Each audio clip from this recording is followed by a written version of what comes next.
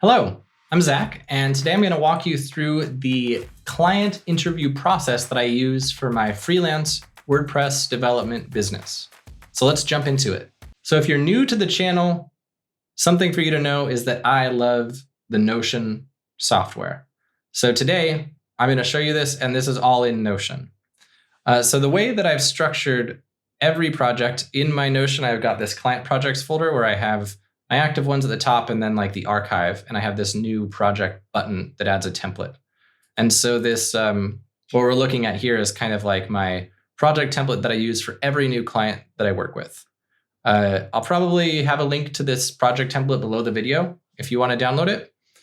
But today we're just going to focus on my interview process. And mostly the reason I do this is just because I'm prone to forgetting things. So having all of this documented is just really helpful for myself. So let's pull up this bit, audience and avatar. So for my main interview, I have this, I have what I call the pre-kickoff, which is my list of stuff that I want to remember to talk with them about on the kickoff call. So I'll let you pull this up in Notion and follow along if you like, but I'll explain these parts of my process, and then I'll show you the avatar document, because that's kind of the core part of my interview process that gets me into that conductor role where I can provide strategic advice for them based on their goals. And we also usually do wireframing at the kickoff call, which I'm not sure if I have here in this process. So let's go through the list. First off, I like to talk about how nitpicky they like to be. This is mostly in here for me.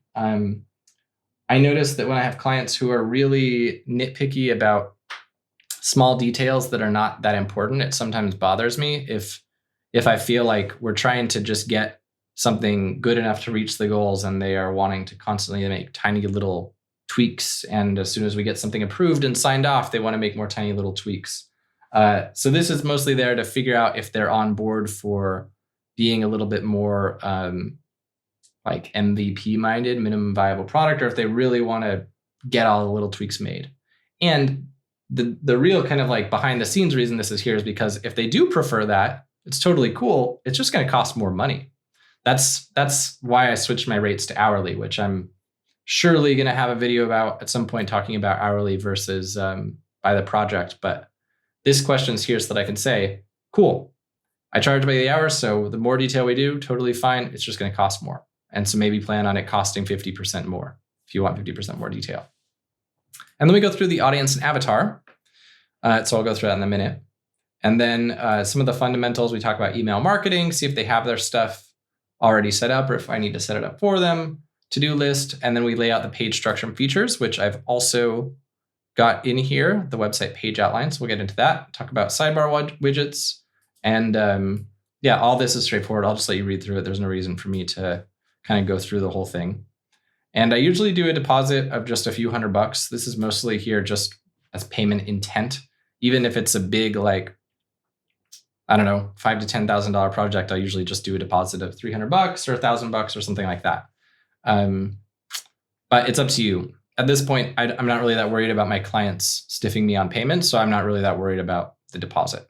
But if you are worried about clients stiffing you on payment, if you're newer and don't have like super high quality clients yet, you might want this to be a different number.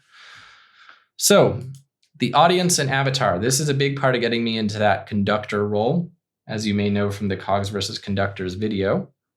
So first up is just describing your audience or avatar. So there's this idea in the sort of business world of the avatar, which is just kind of like your ideal customer. And a lot of people get really nerdy with it where they'll like name their avatar and create a whole backstory for them. I don't usually bother with that, but whatever you want to do. But the main thing is that we want to learn a little bit about the target customer of this business. So my last video I created today, I was talking about a dance studio. So let's say that we're talking with the dance studio. So Mr. Dance Studio owner, who is your target customer? They might say, we actually run this really innovative dance studio where it's targeted only towards toddlers in the New York City area who are also really into science. And so all of our dance routines are led by Bill Nye the Science Guy, and they're just really great. obviously, knowing that is very important for you because you're expecting some dance studio where it's like a bunch of women in their 20s, and then you learn that it's toddlers who are into science and it's led by Bill Nye. So basically, we want to get a lot more into the avatar. In this case, the toddler probably wouldn't really be the avatar. The toddler's parent would be the avatar because the toddler is not making buying decisions. So that would be something to get clarity about. And so what are the struggles and challenges of either this toddler or perhaps the toddler's parent?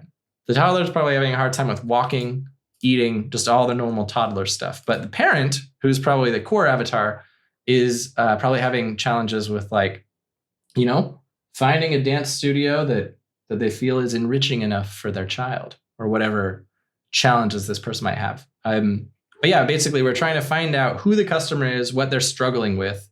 And once you know the problem, then we can build the site that makes the solution. So that's the goal behind this question. And so what is this toddler's parent on the site for? So maybe they heard of this website from a friend, or maybe they saw an ad, or however it is that they're gonna get to the site. Like, what's their sort of core question? In the case of this toddler science dance studio, their core question is probably, is my little Jimmy gonna truly have an enriching scientific experience while he dances? And will it tire him out enough that he doesn't keep me up all damn night with his bouncing off the walls, or whatever Jimmy does? And what can we put on the site to fill that need, to answer that core question? And a lot of the time it's not so simple as just one core question and one core need. Like, a lot of the time businesses will have 1 to 3 core audiences, and all those core audiences have a different fundamental question that needs to get answered. So it's important to see, is somebody's avatar so clean cut as parents of toddlers who are interested in science, or might they also sometimes have a large subset of their audience that are, I don't know what it would be in the case of this dance studio, because this is a ridiculous example, but you get what I'm saying. And so if there are multiple audiences with multiple core questions, you want to dig into each. And then what do we need to show them on the site to fulfill it? Would be maybe we need to have a panel that talks about how scientific enrichment is our number one goal. And that's why we hired the best of the best. And that's why Bill Nye is the teacher. And then maybe another panel that talks about the performance improvement that we've seen in our students. People came to the dance classes, they were getting C's before in toddler school. Now they're getting A's in toddler school. So apparently my camera overheated. So I guess I'm just going to keep going with no video. I suppose this is a good one to have no video for anyway. So so what can you offer them to fulfill that core need? I think we're sorted there. And then talking about the overarching goals of what they want their users to do. So this dance studio, what do you want the parents to do? Do you want them to sign up for an email list that I don't know what the opt-in offer would be, maybe 3 things you can do to improve your toddler's grades in science?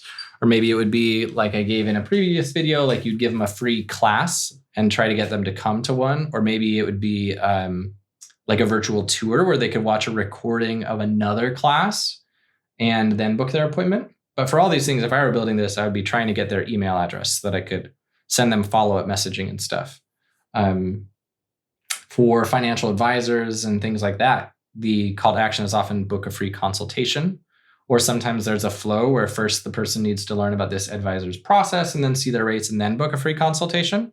So I would try to find out what the goals are and get them in order of priority so that if push comes to shove, which one a call to action should favor. So let's say we're doing this dance studio, and one of the things is we want the people to come to a free class.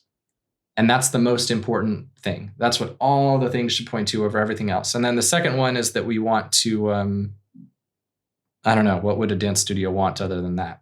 Well, let's say the download the demo one.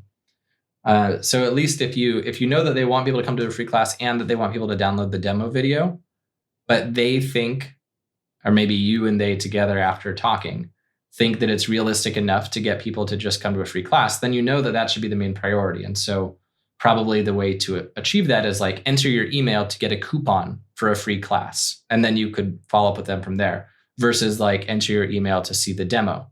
And that demo video, instead of it being an opt-in offer, might be something that you just send in the autoresponder series. So that's the goal of this. And then from there, I like to fill out the website page outline. So I have some sort of default stuff here. And this is where I like to pair it with an Envision wireframe.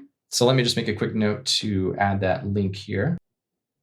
All right, so here I am in my Envision. You can see I've got a lot of different wireframes there. Here I've pulled up a few good examples. So usually I won't bother with these for really simple pages, like say an about page or something, but I will use them for more complicated things. So here are some examples. So I've got this WordPress theme that I built that it's just my own project and I'll be selling it at some point. And so I figured I would map out the whole thing because even for a designer developer like me, it's still easiest to get ideas out in just something where the design doesn't matter. And then that turned into this. So you can see it's basically the same structure, but just a little bit different.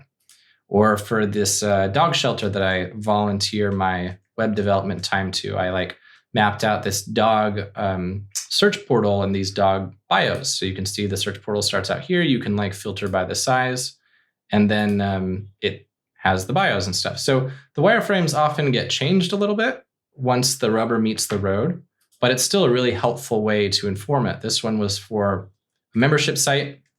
I kind of mapped out these 3 columns for the different things, and then the real life site looks like this. So you can see we retained those columns, but there's a whole sidebar that wasn't even in that wireframe, and changed some of this stuff. This one has extra videos, which is obviously this module is quite intense. And then this one was a very complicated blog post optimization where you can see I kind of expanded out some of these things with little notes and stuff. So this is how I usually approach wireframing in tandem with these complex pages. So I'll get the top level site structure down first. So home, about, blog, whatever. And then for the ones that are complicated, we'll delineate it into what the different panels are. And then I'll typically go into Envision with them and map those out. So I think that might be the bulk of what I wanted to show you. We also talk about sidebar widgets, but that one's pretty simple. I just added it to my process because I would always forget to ask about sidebar widgets. And then I'd be going to build the sidebar and I'd be like, oh, I have no idea what they want as their widgets. So that's why that's there. Yeah, I think that's about it. So let me know if you have any questions or if you think anything's missing. And I would say next steps for you would be to go to the link below the video to download this Notion template so you can use it with your own. Or if you don't want to use Notion, then maybe just take what you learned here or still go to the Notion template, but then bridge it into your own system. And if you enjoyed this video, I've got a free course called quityourdevjob.com that I think you'd enjoy. In it, I basically walk you through all the steps that will allow you to go from being an employed developer to being a freelance developer. So I'll be talking about being your own boss, transitioning out of a job, negotiating more freedom into your current job, that sort of thing. Oh, I found a typo in my thingy. And of course, if you enjoyed this, I'd also appreciate a like and subscribe. And I've got some links to other videos that I have on YouTube that I think you'd also enjoy. So thanks for being here today, and I will see you in the next one.